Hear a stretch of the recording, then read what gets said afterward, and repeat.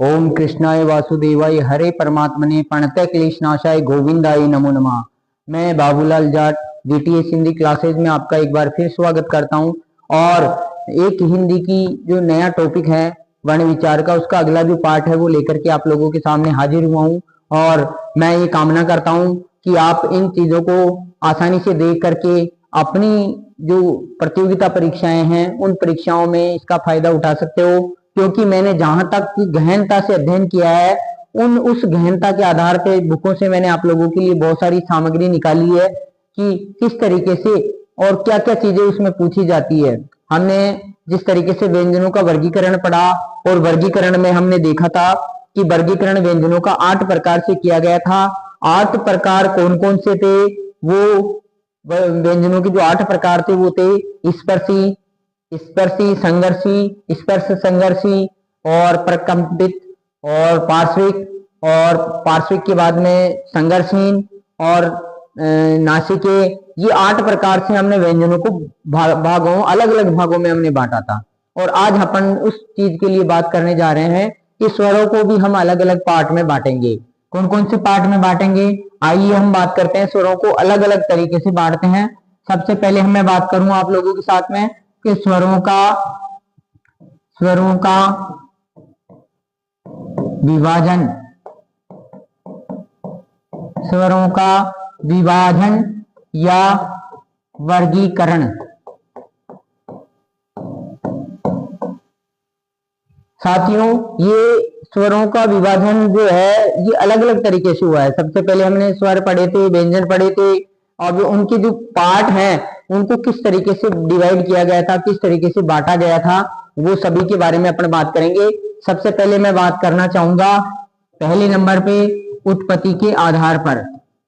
उत्पत्ति के आधार पर सबसे पहले मैं स्वरों का विभाजन कर रहा हूं, और विभाजन करते समय उत्पत्ति के आधार पर अपन बात करेंगे। उत्पत्ति के आधार पर स्वरों के 2 भेद होते हैं। कौन कौन से होंगे? 2 भेद हम बात करेंगे। उत्पत्ति के आधार पर स्वरों को 2 भागों में बांटा गया है। एक होता है मूल स्वर और एक होता है दूसरा जो है वो है संधि स्वर। दूसरा है संधि स्वर, दूसरा है संधि स्वर, यानी मूल स्वर और संधि स्वर। मूल स्वर का मतलब आप जानते हो कि मूल स्वर का मतलब होता है कि वे स्वर जो केवल खुद से निर्मित हुए हैं, यानी उनका निर्माण, उनकी उत्पत्ति अपने आप हुई है, अपने में किसी दूसरे वर्ण की, उनके निर्माण में किसी दूसरे वर्ण का कोई योग नहीं है। ऐसे वर्णों को हम मूल स्वर बोलते हैं। मूल का मतलब होता है मुख्य। और दूसरा अपन बात करेंगे संधि स्वर। संधि स्वर का मतलब होता है संधि, यानी 2 वर्णों के बीच में एक संधि हुई है, समझौता हुआ है, और वो समझौता यह है कि 2 वर्णों के मेल से एक नया वर्ण, नया स्वर निकल के आया है, इसलिए इसको कहेंगे हम संधि स्वर। संधि स्वर में देखो ये भी 2 भागों में बांटा गया है। कौन कौन से में? सबसे पहला ये दीर्घ, और दूसरा है दीर्घ के बाद में संयुक्त। संयुक्त का मतलब जुड़ा हुआ, यानी हमने मूल स्वर पढ़ेंगे, मूल स्वर के बाद में संधि स्वर होते हैं। संधि स्वर में दीर्घ स्वर होता है, इसका भेद, और दूसरा भेद होता है संयुक्त स्वर, यानी इसको भी हम अलग अलग भाग में पढ़ेंगे। आइए चलते हैं आगे। सबसे पहले बात कर रहे हैं हम मूल स्वर की, जो किसके आधार पे बांटा था हमने? उत्पत्ति के आधार पे। जो नोट्स में लिखवा रहा हूं आप लिखें, ये आपके एक सरल व्याकरण का निर्माण करेंगे, और उस व्याकरण भाषा को समझने में और याद करने में आपको अच्छा तरीका, अच्छा वो रहेगा। क्योंकि आज जो बाजार से व्याकरण वगैरह खरीदते हैं अपन, उस व्याकरण की जो भाषा होती है वो यही होती है, लेकिन उसको लिखने का एक तरीका होता है, वो कठिनता की तरफ होता है।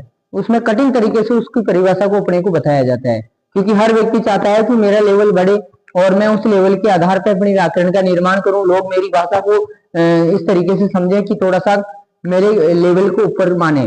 तो ऐसा नहीं है, हम बिल्कुल सरल तरीके से और बिल्कुल समझते हुए चलेंगे। मूल स्वर, मूल स्वर की बात मैं करता हूं। मूल स्वर मतलब जिन स्वरों का निर्माण जो हुआ है वो किसी अन्य वर्ण की सहायता से नहीं हुआ है, यानी ऐसे स्वर जिनकी उत्पत्ति किसी अन्य वर्ण के योग से नहीं हुई है, यानी उनकी उत्पत्ति के लिए अन्य किसी वर्ण की सहायता उनको नहीं लेनी पड़ी है। ऐसे स्वर जिनकी उत्पत्ति में किसी अन्य स्वर वर्ण का कोई योग नहीं होता है। देखिए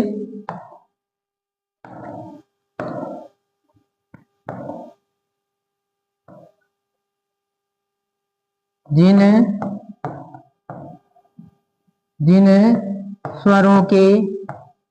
स्वरों की उत्पत्ति में अन्य किसी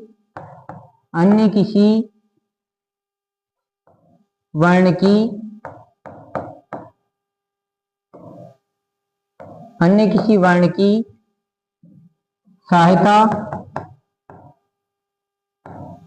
सहायता नहीं ली जाती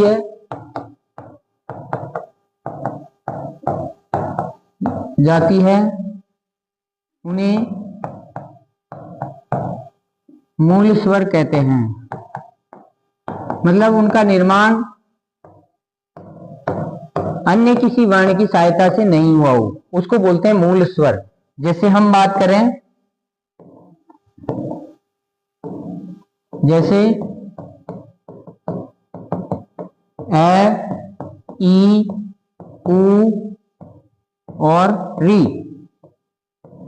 इन चारों वर्णों को या चारों स्वरों को हम क्या बोलेंगे? इनको मूल स्वर बोलेंगे। और दूसरा इनका नाम होगा, वो होगा एकल स्वर।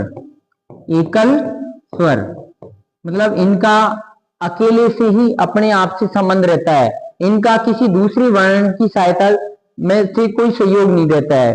तो ऐसे वर्ण जिनका अन्य किसी वर्ण की सहायता नहीं ली जाती हो और वो खुद निर्माण अपना खुद करते हो, यानी खुद का उच्चारण खुद से बनता हो। आगे अपन चलते हैं। आगे दूसरे नंबर की बात करेंगे हम, जिसको हमने लिखा था संदेश स्वर।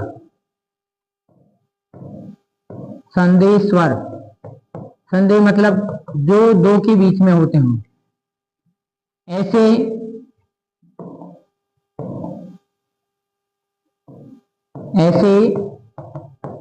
स्वर जिनका निर्माण अन्य किसी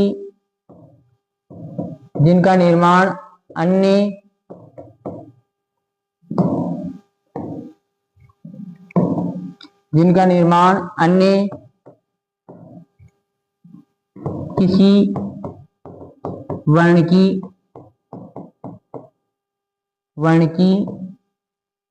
सहायता से हुआ हो,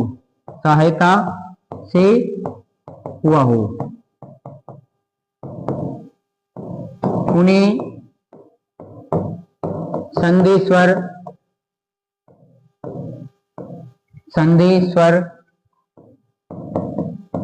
कहते हैं।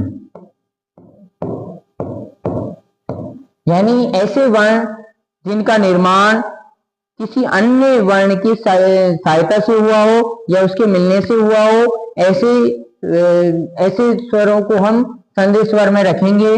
अब संदेश स्वर की बात करें हम, तो संदेश स्वर की जो भेद की बात करेंगे, संदेश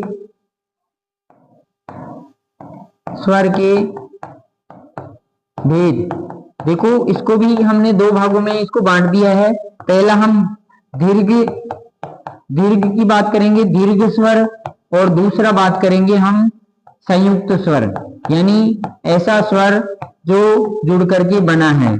और दीर्घ स्वर कौन से होंगे, इनके बारे में हम आगे वाले में चर्चा करते हैं।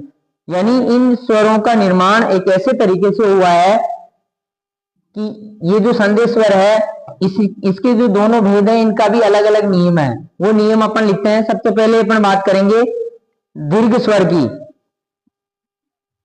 दीर्घ स्वर की बात करेंगे, ऐसे वर्ण, पहला नंबर दीर्घ स्वर।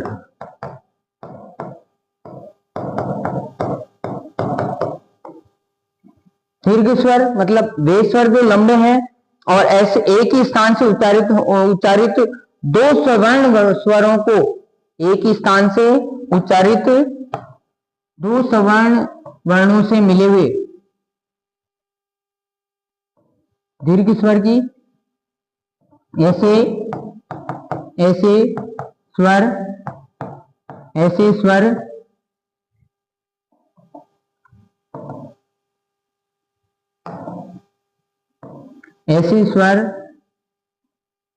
जिनका उच्चारण एक ही स्थान से होता हो तथा दोनों स्वर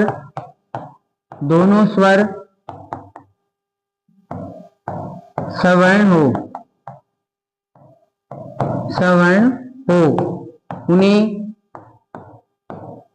दीर्घ स्वर कहते हैं। ऐसे स्वर जिनका जो दोनों सवर्ण हो, मतलब एक ही जाति से जिनका निर्माण हुआ हो और एक ही स्थान से उनका उच्चारण होता हो, तो उनको बोलेंगे हम दीर्घ स्वर। कैसे हुआ है, जैसे उदाहरण की बात करें हम, जैसे यहां बात करते हैं हम ए और ए से, और इससे क्या निकल के आता है, दीर्घ स्वर। क्या निकल के आता है, दीर्घ स्वर। इसमें से कौन सा निकल के आया, आ। मैं बात करूं कि ई, और इनसे कौन सा निकल के आया, दीर्घ ई। और ऊ, इससे क्या निकल के आया, दीर्घ ऊ। ठीक है। इसके बाद में अपन बात करें कि री और री, इससे बात करें तो ये दोनों को मिलाने से ये बड़ा वाला री निकल के आता है, जो ये मात्रा लगती है। जब ये वर्ण ये जो स्वर है, ये ज्यादा संस्कृत में प्रयोग में लिया जाता है। यानी इस तरीके से हम समझ सकते हैं कि दीर्घ स्वर ऐसे स्वर जिनका निर्माण एक ही स्थान से होता हो तथा दोनों स्वर सवर्ण हो, उन्हें दीर्घ स्वर कहते हैं।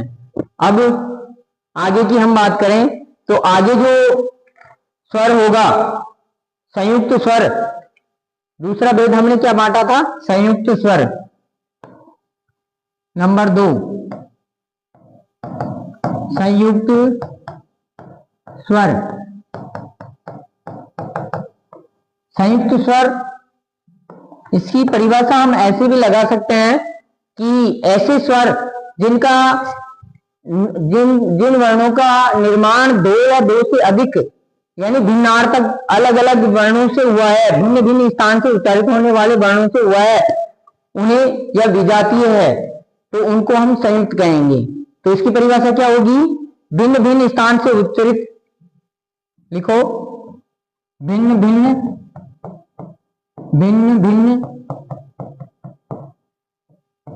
स्थान से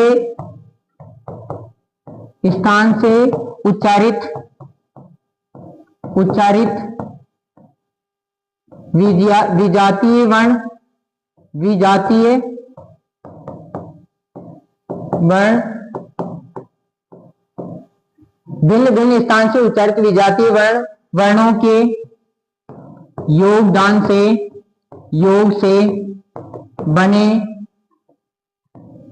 बने स्वरों को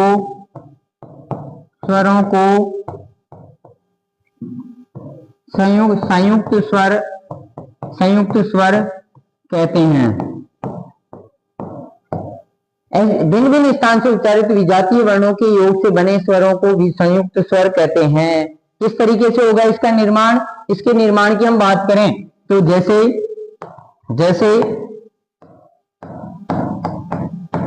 विजातीय मतलब अलग अलग, विजातीय मतलब अलग अलग वर्ण, मतलब उनकी जाति अलग अलग है, उनका उच्चारण स्थान अलग अलग है, भिन्न भिन्न स्थान से।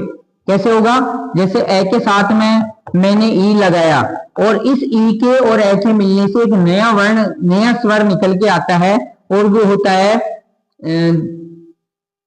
ए और ई के मिलने से निकल के आएगा ए।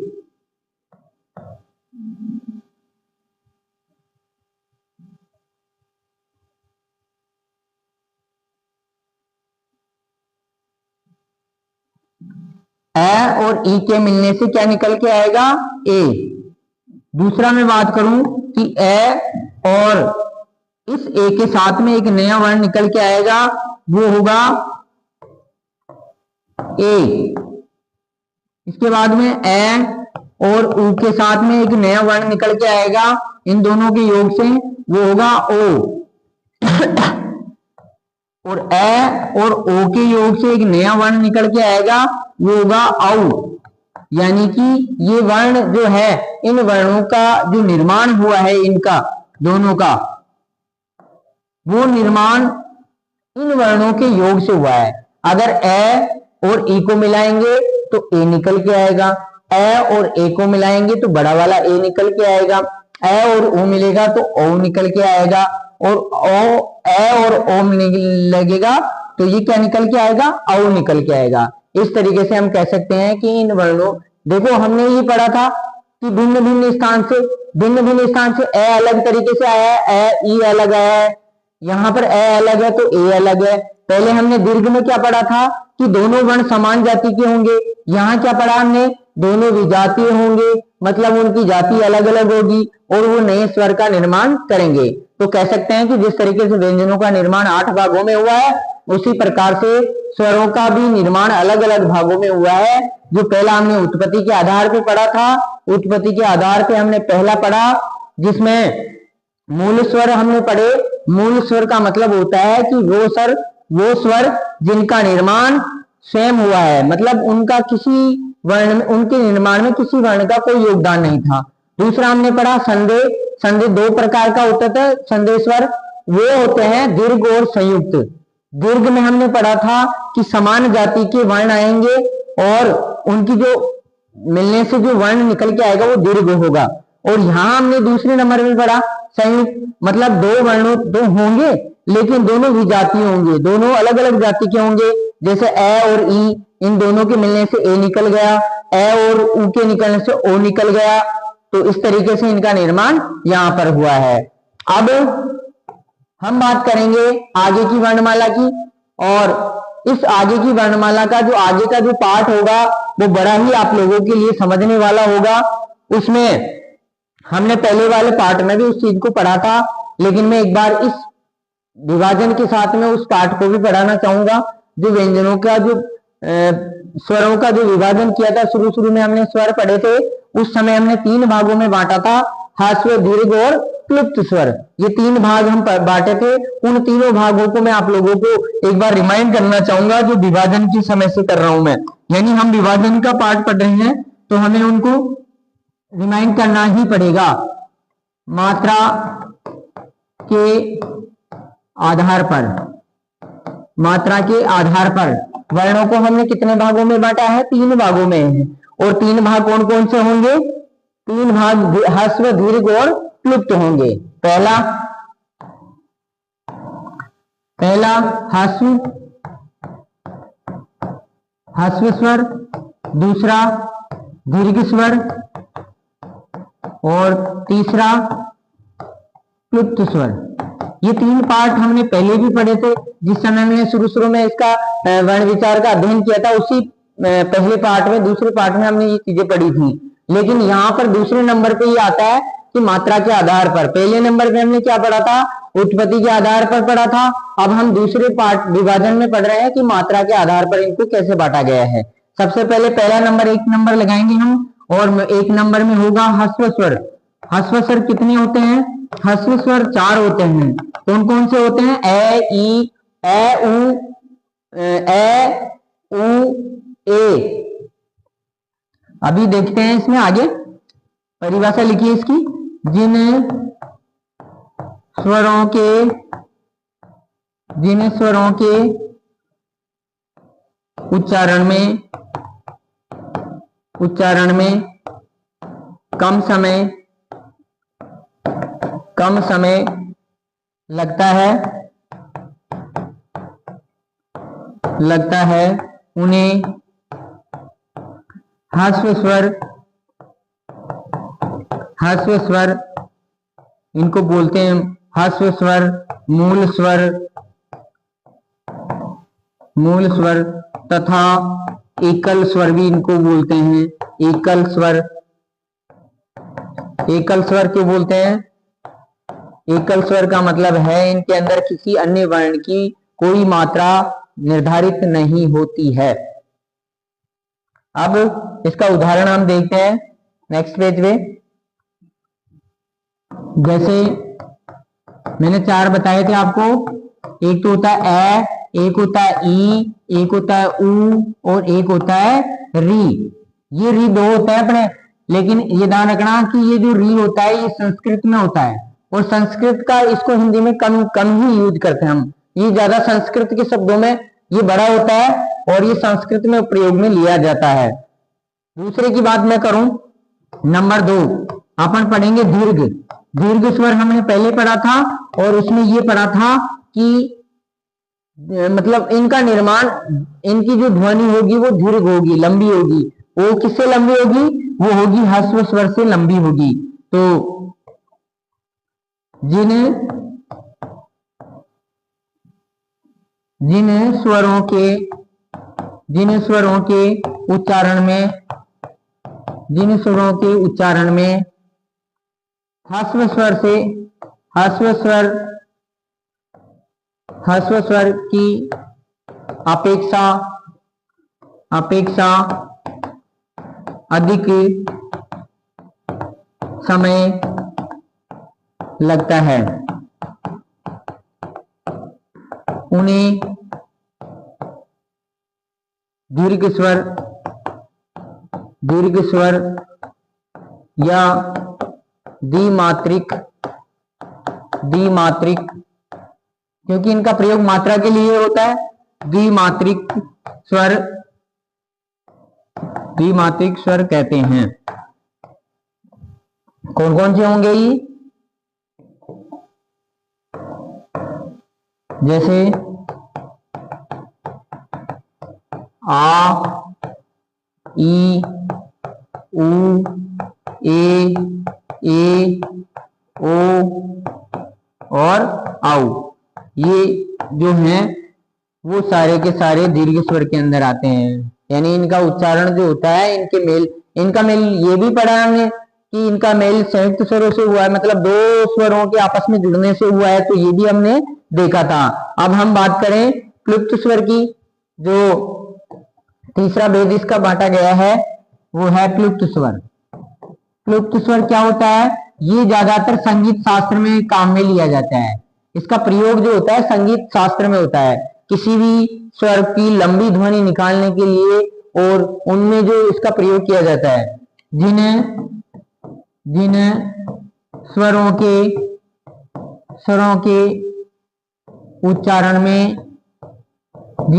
के उच्चारण में ह्रस्व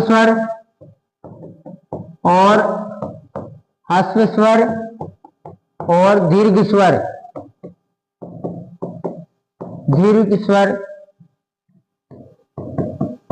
की अपेक्षा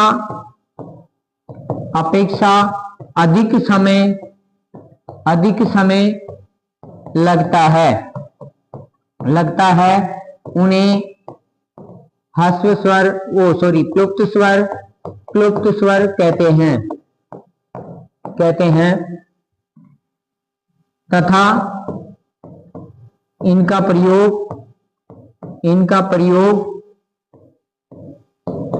प्रयोग संगीत शास्त्र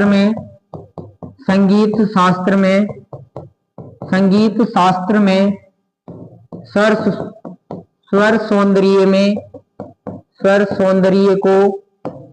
सौंदर्य को बढ़ाने में किया जाता है। कौन से होते हैं? जैसे हम बात कर रहे हैं ओम को, जैसे हम ऐसे लिखते हैं, लेकिन इसका जो उच्चारण होगा वो बड़ा लंबा होगा। क्या होगा? ओम। ये उच्चारण इसका होता है, तो इसको क्लुप्त स्वर बोलेंगे। तो आज हमने दो व्यंजनों के विभाजन में दो वेदों का अध्ययन किया है। पहला हमने पढ़ा था उत्पत्ति के आधार पर मूल स्वर और संदेश स्वर। दूसरा हमने पढ़ा है मात्रा के आधार पर या भाग के आधार पर, उच्चारण के आधार पर। तो ये जो है 3 भागों में बांटे गए हैं, पहला ह्रस्व, दीर्घ और क्लुप्त स्वर।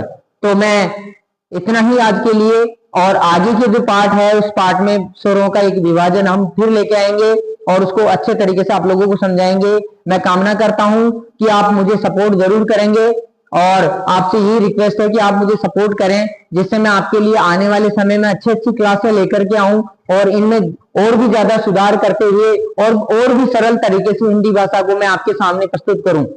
मैं कामना यही करता हूं कि आपकी हर परीक्षा में ये आपके काम में आए, और इसी के साथ, इन्हीं कामनाओं के साथ में मैं आपसे विदा चाहूंगा। धन्यवाद। जय श्री राम।